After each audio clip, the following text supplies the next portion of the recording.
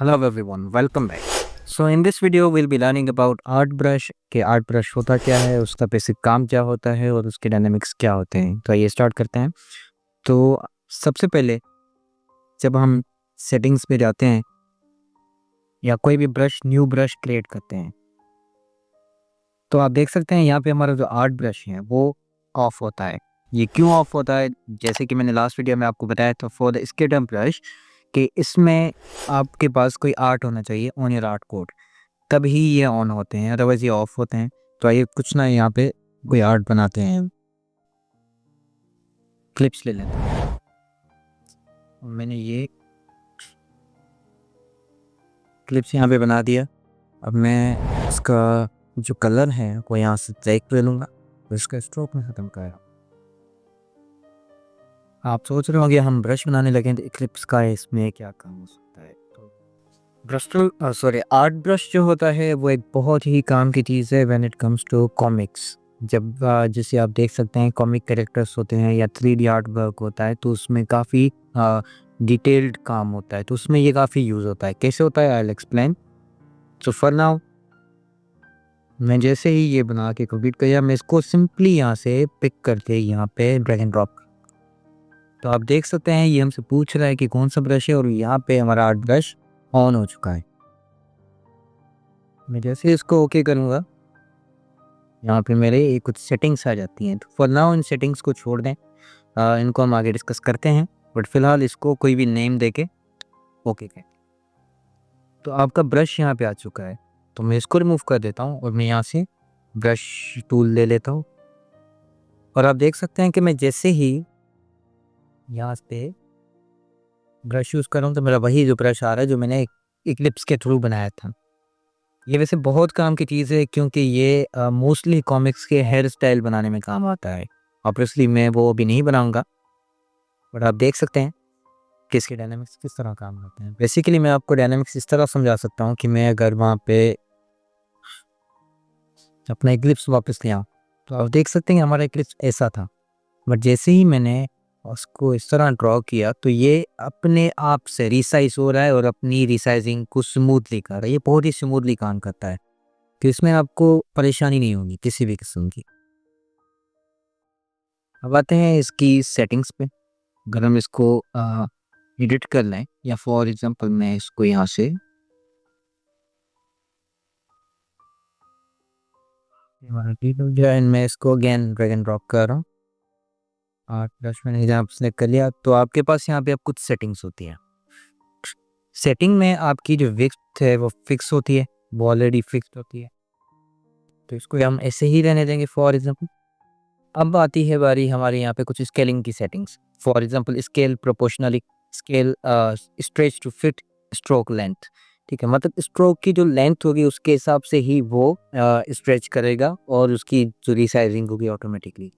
और scale proportionally का मतलब ये हो सकता है कि ये जैसे ही मैं इसको रिसाइज करूँगा तो ये उसकी विड्थ भी बड़ी होगी और उसकी लेंथ भी बड़ी होगी। अब स्ट्रेच बिटवीन गाइड्स, इसको हम थोड़ी देर में समझते हैं कि ये क्या होता है, बट फॉर नाउ हम इस पे ही जाएंगे। उसके बाद हमारे पास यहाँ पे डायरेक्शन। अब ये डायरेक्शन बेसिकली अभी आपको में भी समझना है, बट मैं आपको एक्सप्लेन कर देता हूँ। यहाँ पे डायरेक्शन बता रहा है कि हमारा स्ट्रोक शुरू कहाँ से हो रहा है, ख़त्म कहाँ पे हो रहा है। तो हमारा स्ट्रोक यहाँ से शुरू हो रहा है। बेसिकली ब्रश जो था वो स्ट्रोक होता है, इट्स नॉट अ फिल। यहाँ से स्टार्ट हो रहा है और यहाँ पे ख़त्म हो रहा है। अगर मैं इसको यहाँ से करूँगा तो हमारा स्ट्रोक यहाँ से शुरू होगा और यहाँ से ख़त्म होगा।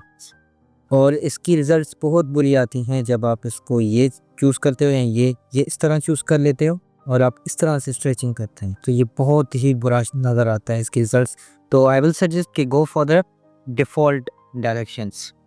अभी हमें ये बता रहा है कि हमारा ये लेफ़्ट टू राइट है, तो हम इसको ऐसे ही रहने देंगे। मेथड की तरफ आ रहे हैं तो हमारे मेथड्स फिलहाल ये नन है। नन का मतलब जो हमने कलर चूज़ किया हुआ है भाई ये। टिंट्स का मतलब है कि हमारा जो कलराइजेशन होगी, कि अगर हम इनके कलराइजेशन करते हैं तो वो टिंट्स के शेप में आएगी। तो मैं वो आपको बताता हूँ कि किस तरह होगी। टिंट्स एंड शेड्स मैंने आपको लास्ट वीडियो में एक्सप्लेन कर दिए थे। ह्यू शिफ्ट भी मैंने आपको एक्सप्लेन कर दिया था। उसके बाद की कलर, यहाँ से आपको की कलर हो तो उसको रिमूव भी कर सकते हैं। उसके बाद आप अपने ब्रश को फ्लिप भी कर सकते हैं, फ्लिप अक्रॉस, फ्लिप लॉन्ग।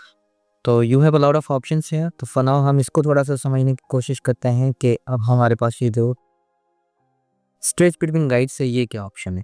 तो इसके लिए मैं एक और ब्रश बनाता हूँ।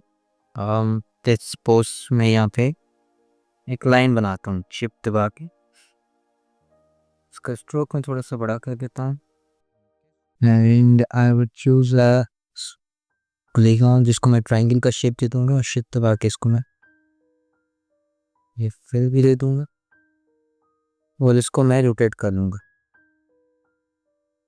Just for an example.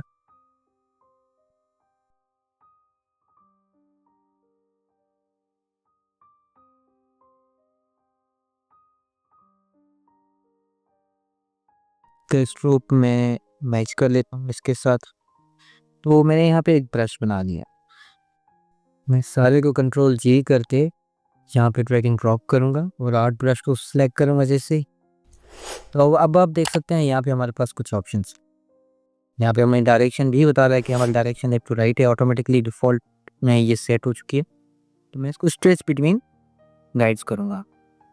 अगर इसको मैं अभी ऐसे ही ओके कर दूँ तो ये मेरा नॉर्मल ब्रश बन जाएगा और ये स्ट्रेच होगा। आप देख सकते हैं ये अकॉर्डिंगली स्ट्रेच हो रहा है, अपनी साइजिंग को चेंज कर रहा है लाइक दिस।